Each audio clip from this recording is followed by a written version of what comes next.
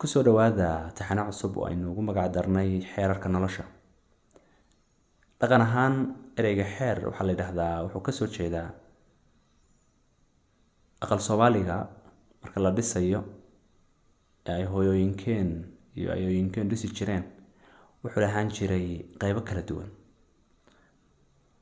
qodbihii oo la taago, dhigihii oo lagu xidho, qodob dhexaadkii, kadib structure-ka marka la dhammaystiro iyo qolfoofka guud in la saaro haddana wixii ama biyaha ka celinaya ama dabaysha ka celinaya ama dugsiga u noqonayay ee caws lahaa, ee harar lahaa, ee kabad lahaa.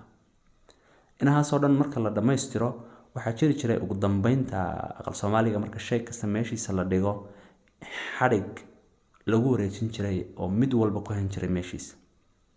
Xadhigaasi wuxuu xaqiijin jiray in shay waliba uu halkiisa joogo oo aanay dhaqaaqin, isla markaana aanu dumin ama aanay keenin markaa gurigaasi inuu wax weeyaan uu isku ciiro ama uu isku dumo. Xadhiga markaa waxaa la odhan jiray xeer. Inta badan marka laga soo turjumay ereyada Carabida ama Ingiriisiga oo kale la yiraahdo ama law ama qaanuun aynu u naqaano ay Soomaalidu u tiraahdo xeer.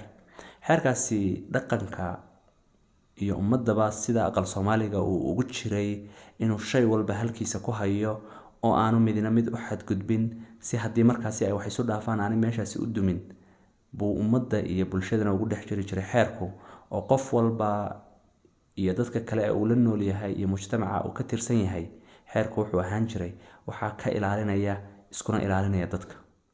Markii uu Ilaahay kownkan sameeyay iyo universe-kan ee uu wax walba meeshiisii dhigay, wuxuu u sameeyay xeer iyo xeerar kala ilaaliya oo isku ilaaliya kownka iyo isu socodkiisa iyo cidda ku dhex nool iyo noolaha iyo noolaha ku jira intuba ay ku wada badbaadayaan oo kala ilaalinaya. Inkasta oo xeerarka Quraanka ku jira ay aad u tiro badan yihiin, laakiin si kooban waxaan isku dayi doonaa kuwa khuseeya bulshada iyo mujtamacaadka wax ka mid ah inaynu si kooban uga hadalno, kuwaas oo ay ka mid yihiin loolanka, shirqoolka, hogaaminta, sama doorashada,